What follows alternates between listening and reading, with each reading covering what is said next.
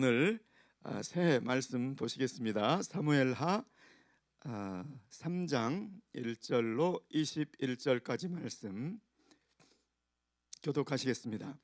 사울의 집과 다윗의 집 사이에 전쟁이 오래매 다윗은 점점 강하여 가고 사울의 집은 점점 약하여 가니라. 다윗이 헤브론에서 아들들을 낳았으되 맏아들은 암놈이라. 이스라엘 여인 아히노암의 수생이요. 둘째는 길르압이라 갈멜 사람 나발의 아내 되었던 아비가일의 소생이요. 셋째는 압살롬이라 그술왕 달메의 딸 마아가의 아들이요. 넷째는 아도니아라 하킷의 아들이요. 다섯째는 스바디아라 아비달의 아들이요. 여섯째는 이드르암이라 다윗의 아내 에글라의 소생이니 이는 다윗이 헤브론에서 낳은 자들이더라. 사울의 집과 다윗의 집 사이에 전쟁에 있는 동안에 아브넬이 사울의 집에서 점점 권세를 잡으니라. 사울에게 첩이 있었으니 이름은 리스바요 아야의 딸이더라. 이스보셋이 아브넬에게 이르되 내가 어찌하여 내 아버지의 첩을 통간하였느냐. 아브넬이 이스보셋의 말을 매우 분이 여겨 가로되 내가 유다의 개 대강이뇨. 내가 오늘날 당신의 아버지 사울의 집과 그 형제와 그 친구에게 은혜를 베풀어서 당신을 다윗의 손에 내어주지 아니하였거늘 당신이 오늘날 이 여인에게 관한 허물을 내게 돌리는도다. 여호와께서 다윗에게 맹세하신 대로 내가 이루게 아니하면 하나님이 아브넬에게 벌 위에 벌을 내리심이 마땅하니라. 그 맹세는 곧 이 나라를 사울의 집에서 다윗에게서 옮겨서 그 위를 단에서 브에세바까지 이스라엘과 유다에 세우리라 하신 것이니라 하매 이스보셋이 아브넬을 두려워하여 감히 한 말도 대답지 못하니라. 아브넬이 자기를 대신하여 사자들을 다윗에게 보내어 가로되 이 땅이 네 것이니까 또 가로되 당신은 나로 더불어 언약하사이다. 내 손이 당신을 도와 온 이스라엘로 당신에게 돌아가게 하리이다. 다윗이 가로되 좋다. 내가 너와 언약하려니와 내가 내게 한 가지 일을 요구하노니 나를 보러 올 때 위선 사울의 딸 미가를 데리고 오라. 그렇지 않으면 내 얼굴을 보지 못하리라 하고 사울의 아들 이스보셋에게 사자들을 보내어 이르되 내 처 미가를 내게로 돌리라. 저는 내가 전에 블레셋 사람의 양피 100으로 정혼한 자니라. 이스보셋이 보내어 그 남편 라이스의 아들 발디엘에게서 취하매 그 남편이 저와 함께 오되 울며 바울임까지 따라왔더니 아브넬이 저에게 돌아가라 하매 돌아가니라. 아브넬이 이스라엘 장로들에게 말하여 가로되 너희가 여러 번 다윗으로 너희 임금 삼기를 구하였으니 이제 그대로 하라. 여호와께서 이미 다윗에 대하여 말씀하시기를 내가 내 종 다윗의 손으로 내 백성 이스라엘을 구원하여 블레셋 사람의 손과 모든 대적의 손에서 벗어나게 하리라 하셨음이니라 하고 아브넬이 또 베냐민 사람의 귀에 말하고 이스라엘과 베냐민의 온 집이 선히 여기는 모든 것을 다윗의 귀에 고하려고 헤브론으로 가니라. 아브넬이 종자 20인으로 더불어 헤브론에 이르러 다윗에게 나아가니 다윗이 아브넬과 그 함께한 사람을 위하여 잔치를 배설하였더라. 모두 함께 아브넬이 다윗에게 고하되 내가 일어나 가서 온 이스라엘 무리를 내 주 왕의 앞에 모아 더불어 언약하게 하고 마음에 원하시는 대로 모든 것을 다스리시게 하리이다. 이에 다윗이 아브넬을 보내매 저가 평안히 가니라. 아멘. 아멘. 오늘 저는 무게 중심은 하나님의 말씀에라는 제목으로 은혜를 나누고자 합니다. 여러분, 다윗의 집은 점점 강하여지고 사울의 집은 점점 약하여지는 모습을 사울 가문의 실세인 이 아브넬이 다윗과 언약하고 다윗에게 찾아와서 언약하고 모든 민심을 다윗에게로 돌리겠습니다라고 말하는 모습으로 오늘 나타내고 있습니다. 여러분 1절 말씀에 보면 사울의 집과 다윗의 집 사이에 전쟁이 오래매 그랬습니다. 어제 우리가 송구영신 예배 관계로 새벽 설교의 본문을 이제 댁에서들 다 읽기만 하셨겠죠? 네, 거기에 보시면 하나님께 다윗이 묻습니다. 이제 시글락에 거하다가 사울이 전사했다는 소식을 제가 듣고 하나님, 이제 내가 유다의 한 성읍으로 올라갈까요? 올라가라. 어느 성읍으로 갈까요? 헤브론으로 올라가라. 그래서 헤브론으로 올라가서 거기서 유다 지파가 다 모여서 다윗을 유다 지파의 왕으로 삼았죠. 한편 사울가에서는 사울의 군대 장관 아브넬이 사울의 넷째 아들, 세 아들은 다 죽었는데 넷째 아들 이스보셋을 왕으로 세우고 실권은 전부 자기가 갖죠. 그래서 지금 사울의 집과 다윗의 집 사이에 전쟁이 오래매 그랬는데 실은 다윗의 집과 사울 가문 쪽에 이스보셋과의 긴장 관계를 말씀을 하고 있는 것입니다. 자, 이게 말씀해 보시면 2절에서부터 5절까지 보시면 다윗 왕이 헤브론에서 이전에 있었던 두 아내 외에 네 아내를 더 얻어서 헤브론에서 왕 위에 있은 7년 6개월 동안에 여섯 아들을 낳는 내용이 그려져 있습니다. 여섯 아들을 낳았다는 이것을 하나님이 지금 장려하시는 건가요? 그건 아니죠. 하나님께서 이 결과가 나중에 어떻게 보는가, 이 스토리 전개를 쭉 읽다 보면 이것이 어떤 의미인가를 알 수 있습니다. 여러분, 다윗이 참 잘하는 면은 하나님께 묻자와 가로되, 이게 정말 다윗의 우리가 본받고 싶은 면이잖아요. 그런데 시글락에서 헤브론까지 갈 때는 그게 너무 아름답게 잘 됐는데 헤브론에 그러면 도착해서는 그게 필요가 없었을까? 그게 아니라는 것이죠. 하나님께 묻는 것은 계속해서 물어야 옳은 줄로 믿습니다. 아멘이십니까? 헤브론에 도착했으면 이제 뭘 물어봐야 될까요? 헤브론에서 왕이 됐어요. 그러면 뭘 물어봐야 될까요? 하나님, 내가 헤브론에서 왕이 되었는데 여기서 내가 어떻게 행해야 되겠습니까? 내가 피할 것은 무엇이겠습니까? 왕으로서 내가 조심해야 될 것은 무엇입니까? 이걸 물었더라면 그래, 신명기 17장을 보거라 했을 거예요. 신명기 17장 16절, 17절, 18, 19절까지에 무슨 말씀 나와 있습니까? 왕은 마땅히 무엇을 많이 두지 말지니라, 병마를 많이 두지 말지니라. 그리고 왕은 마땅히 은금을 쌓지 말지니라. 세 번째, 왕은 마땅히 아내를 많이 두지 말지니라. 이 말씀을 그때 봤어야 됐는데, 그죠? 그런데 오랜 도피 생활, 그때는 정말 생존이 문제였어요. 먹고 어떻게 하면 내가 먹을 수 있고 나를 따르는 일행들이 배를 골지 않을 것인가, 이런 생존에 관한 문제가 있었기 때문에 다른 생각을 할 여유가 없었죠. 그런데 이제 안정이 된 거예요. 내 타이틀도 갖고 힘도 갖고 안정이 됐어요. 그러면 마땅히 그 힘을 어디다 써야 되는가를 하나님께 물어봐야 되는데 그 힘을 한가롭게 쓰고 있는 것을 볼 수가 있다는 것이죠. 여러분, 내 중심이 하나님만 의지하고 있는 중심인지, 도피 생활 가운데 그 중심으로 하나님께 나아가고 있는지는 뭘 보면 알 수 있을까요? 내가 지금 하나님께 묻고 맡기고 있는 문제가 몇 개나 되는가? 내가 하나님께 지금 하나님, 정말 이거는 내가 어떻게 해야 될지 가르쳐 주세요. 기도 제목이 없어요? 하나님, 이걸 내가 어떻게 해야 됩니까? 너무 고민하는데 하나님 앞에 가지고 나온 문제가 없어요. 이것이 지금 다윗이 헤브론에서 안정을 찾은 그때의 모습입니다. 여러분, 우리 삶 가운데서도 다윗의 도피 생활과 같이 여울목을 지날 때도 있고 또 그 다음에 평안을 또 찾을 때가 있죠. 그런데 평안을 찾았을 때 안주하면 안 된다는 것입니다. 평안을 찾았을 때는 그때를 향한 주님의 뜻을 물어야 된다는 거예요.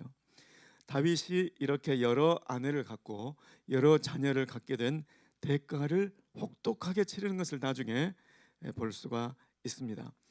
그렇지만 한편 하나님은 하나님의 계획을 이루어 가시죠.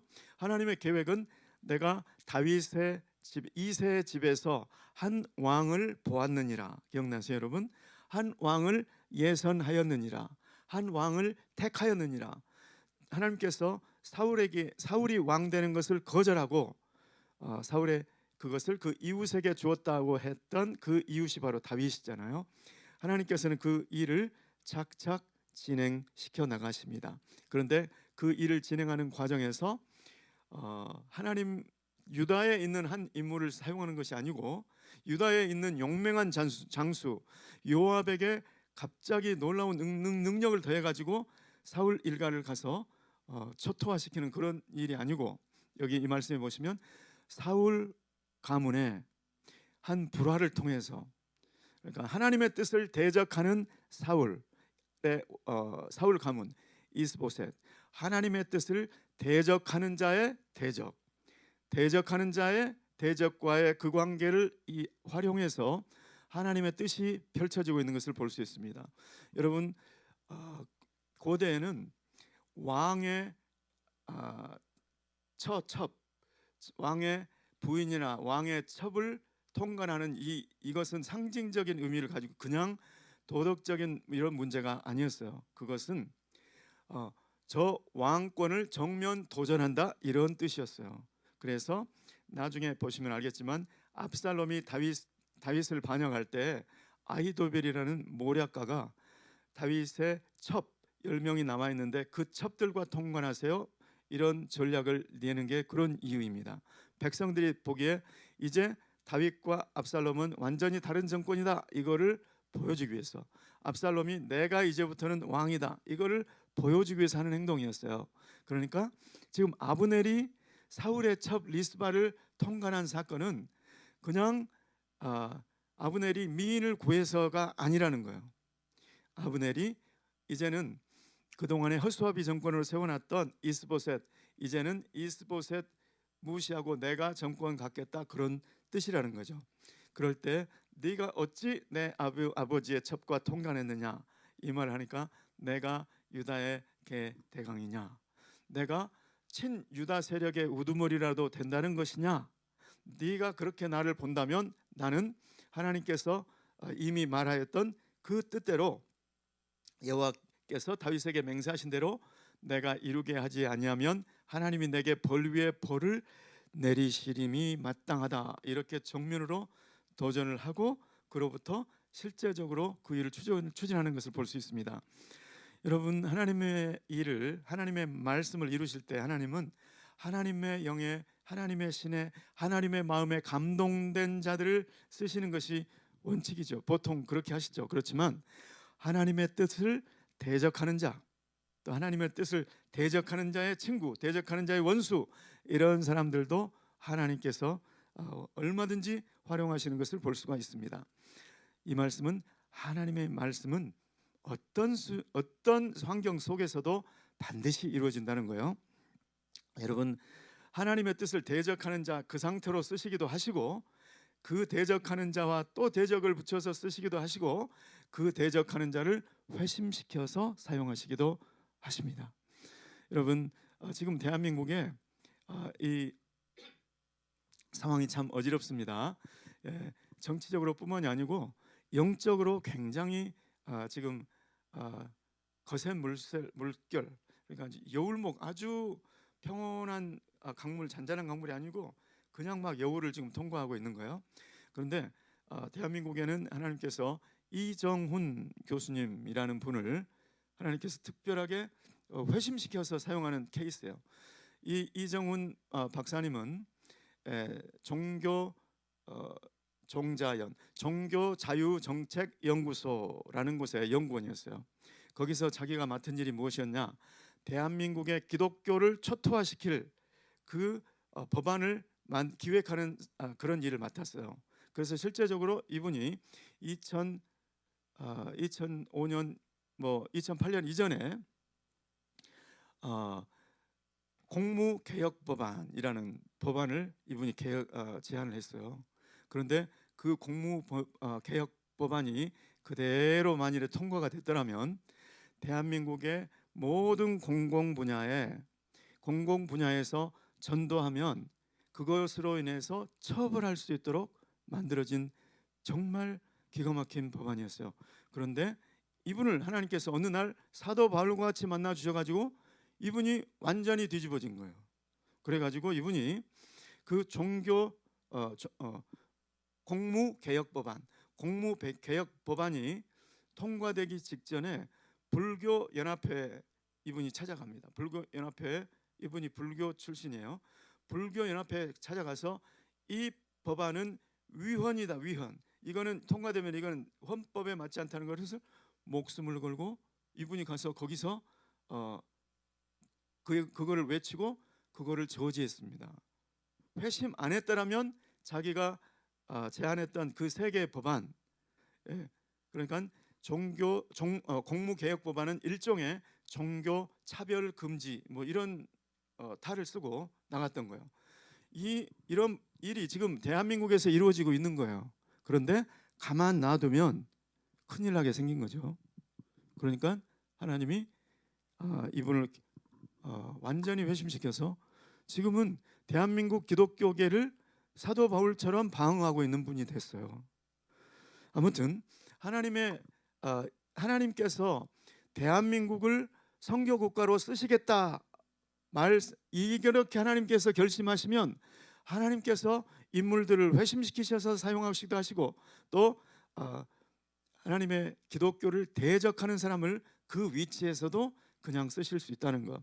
아무튼 이 내용을 보면서 하나님이 이 아브넬을 통해서 하시는 일을 한번 가만히 보세요. 하나님의 말씀은 대적할 수가 없다는 것. 하나님 이제 생각해 보시면 이 구도가 어떻습니까? 유다 한 지파와 11지파의 구도잖아요. 그러면 숫자적으로 무게 중심이 당연히 사울 쪽에 있다고 생각되잖아요.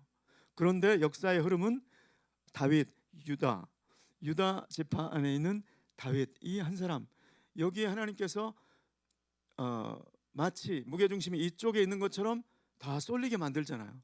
다윗의 집은 점점 강하게 사람들이 자꾸 유력한 사람들이 다윗에게 몰리게 마침내 대적하던 무리의 우두머리 아브넬조차도 유다 지파에 이렇게 쏠리게 무게 중심이 어디에 있는가?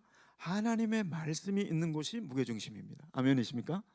하나님의 말씀이 어디 있는가? 하나님의 마음이 어디 있는가? 우리는 그것을 주목해서 봐야 된다는 것이죠. 지금 대한민국을 보면 막 좌절감을 가지고 실망하고 막 그럴 수 있잖아요. 그럴 필요 없습니다. 그게 아니고 하나님의 마음을 감동시키는 한 사람, 하나님 앞에 무릎 꿇는 한 사람, 하나님 앞에 무릎 꿇는 교회, 하나님 앞에 무릎 꿇는 그 공동체를 통해서 주님은 이보다도 더 놀라운 새 일을 행하실 줄 믿습니다. 아멘. 그 아브넬이 다윗의 앞잡이가 되어서 다윗을 대적하던 자가 다윗의 앞잡이가 되고 하나님 말씀 성취의 앞잡이가 되어서 먼저는 그 장로들을 먼저 설득을 하죠. 너희들 마음속에 다윗을 왕으로 모시고 싶어하는 마음이 있었다. 이제 그대로 해라. 장로들의 마음을 먼저 돌이키고 그 다음에 베냐민 지파가 사울의 가문의 핵심 근거 지파잖아요. 베냐민 지파의 귀에 그 베냐민 그분들을 그 지파를 설득하죠. 그리고 사절단을 다윗에게 보내고 언약을 맺으시죠. 하고 자기가 직접 또 가기 전에 그 많은 민심을 돌아오게 해놓고 얼마나 다윗에게 민심이 돌아왔는지를 얘기하고자 다윗 앞에 가는 모습이 나와 있습니다. 그리고 다윗을 만나서 내가 정말로 이제 모든 사람을 모아서 다윗 당신과 언약을 맺게 하겠습니다 하고 다윗의 축복을 받고 평안히 돌아가는 모습입니다.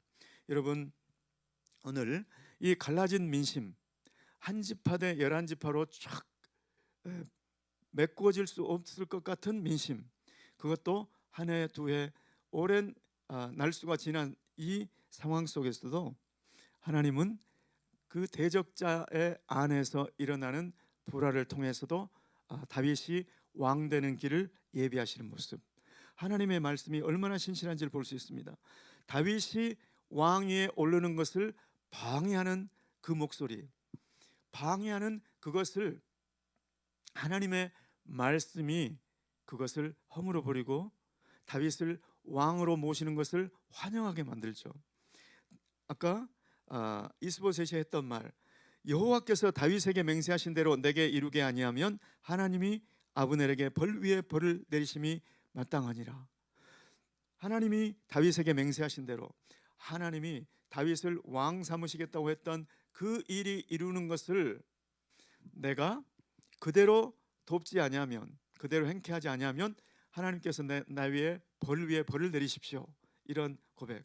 마치 예수님이 왕으로 예루살렘에 입성해야 되는데 그 길을 누가 막고 있는 것이 실은 예루살렘의 종교 세력가들, 바리새인과 서기관들이 막고 있는 거잖아요. 그런데 저 위에 감람산에서 이제 내리막길, 감람산 위에서 예수님이 내려오세요.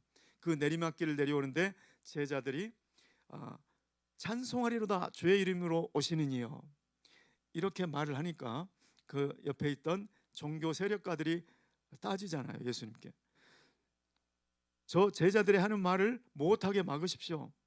왜냐하면 찬송하리로다 주의 이름으로 오시는 이여, 이 말은 이스라엘에서 어떤 표현이냐면 왕을 모실 때 하는 표현이에요. 예수님 당신이 왕이십니다. 지금 왕으로 예루살렘으로 우리는 예수님을 왕으로 모셔드립니다 라고 하는 고백이에요. 저런 얘기 좀 하지 말라고 종교 세력가들이 말할 때 예수님께서 하신 말씀, 저들이 침묵하면 돌들이 소리 지르리라 그러잖아요. 하나님의 말씀을 가로막는다면, 너희가 하나님의 말씀을 가로막아서 저 제자들이 그 왕을 환영하는 그 환호를 못하게 하면 저 돌들이 일어나서 그 말할 거야. 바로 카바 베셈 아도나이, 찬송하리로다 주의 이름으로 오시는 이여, 이 말을 저 돌들이 대신 일어나서 하게 될 거야, 이런 얘기죠. 하나님의 말씀은 그만큼 막을 수가 없다는 거. 하나님의 말씀은 막을 수가 없다는 거. 여러분, 우리 눈에 보기에는 어떠해도 하나님의 말씀은 막을 수가 없습니다. 이 자리에 앉아 계신 또 그리고 온라인으로 예배드리신 예배자 여러분 한 분 한 분은 주님께서 왕 같은 제사장으로 세우신 분들이십니다. 아멘이십니까? 여러분들이 왕 같은 제사장으로 서는 것을 방해하는 그 어떤 세력도 막을 수가 없다는 거예요. 여러분은 왕 같은 제사장으로 반드시 세워질 것이고 그러한 역할들을 감당하게 되실 줄로 믿습니다. 내 눈에 보기에 어떠한 방해 세력이 있다 해도 그 일이 일어날 거예요. 그리고 아무것도 없다고 해도 내가 왕 같은 제사장이 될 것 같은 소재가 아무것도 없다고 해도 그 일이 일어날 거예요. 마치 하나님께서 아무것도 없는 상태에서 빛이 있으라, 궁창이 있으라 하면 아무것도 없는 상태라도 주님은 하실 수 있어요. 오늘 그 주님을 바라보시고 하나님, 내가 지금 어떤 상태입니까? 먼저는 내 마음을 돌아보시기를 원합니다. 내가 정말 하나님께 계속 나는 물을 것이 많이 있는가? 나는 하나님께 계속 맡기고 있는가? 아니면 나는 평안해서 더 이상 기도 제목도 찾기도 힘들고 하나님께 맡길 문제도 생각이 나지 않는가? 우리의 내면을 보시고, 하나님은 우리의 내면의 상태에 상관없이 그 일을 묵묵히 이루어 가시는데, 우리를 다윗을 왕으로 세우신 하나님이 우리가 있는 처소마다 해서 존귀한 왕 같은 제사장으로 세우시는 그 일을 하나님은 묵묵히 가실 거예요. 그 일은 우리를 방해하는 세력, 그런 세력이 있어도 상관없이 이루어질 것입니다. 그리고 우리가 그럴 위인이 조금도 될 것 같은 소재가 없음에도 불구하고 하나님은 반드시 그렇게 해내실 것입니다. 그 영광의 하나님, 거역할 수 없는 하나님의 말씀, 반드시 성취되는 하나님의 말씀, 그 능력의 하나님께 영광과 존귀를 올려드리시기를 예수 이름으로 축원합니다. 기도하겠습니다. 하나님 아버지, 하나님의 말씀은 1.1획도 변함없이, 1.1획도 차이가 없이, 오차가 없이 그대로 이루어지는 모습을 봅니다. 하나님 아버지, 주님의 이 놀라우신 말씀을 주님 사랑하고 경외하고 그 말씀 앞에 순종하는 저희 삶, 하나님의 말씀이 떨어진 그곳이 주님 역사의 무게중심이요 하나님의 섭리의 무게중심인 줄 알고 주님 오직 무릎으로 주님의 말씀을 구하며 주님의 마음을 바라보며 나아가게 도와 주시옵소서. 예수 그리스도의 이름으로 기도드리옵나이다. 아멘.